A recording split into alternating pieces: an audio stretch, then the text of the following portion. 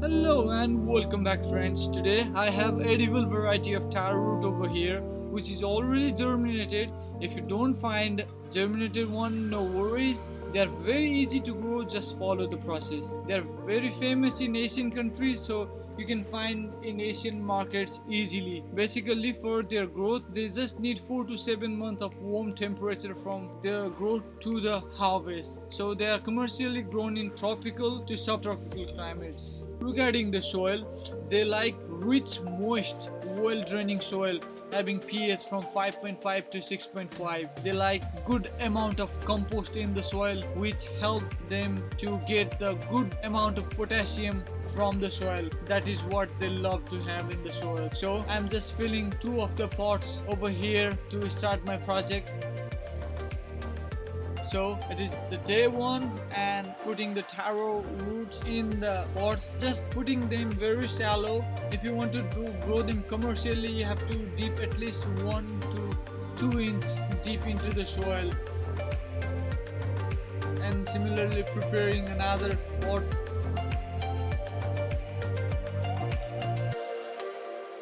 So give them good amount of water because they love water to be grown. After checking after a week, you can see they have shown some growth. You can see the sprout is becoming more tall and it is getting greener, and you can see over here also the sprout is getting more taller. So these taro are doing good in the pots. So checking on 17th day, you can see that they have grown very well. I can see good leaf going over here, and you can see how beautifully the water is resting just in center of the leaf. It is just awesome. This is Mother Nature. It's just awesome. So checking after 22 days, you can see number of leaves has already grown in the plants and they are looking much beautiful than earlier. I used to water them in couple of days and they need to be moist as far as possible. You just need to keep them moist so that they can grow the roots from the base in a good way. They can take good amount of water and grow in a healthier way. So checking after 28 days, you can see huge number of leaves are over here and the leaves has grown quite bigger and the plants seems very healthy to me.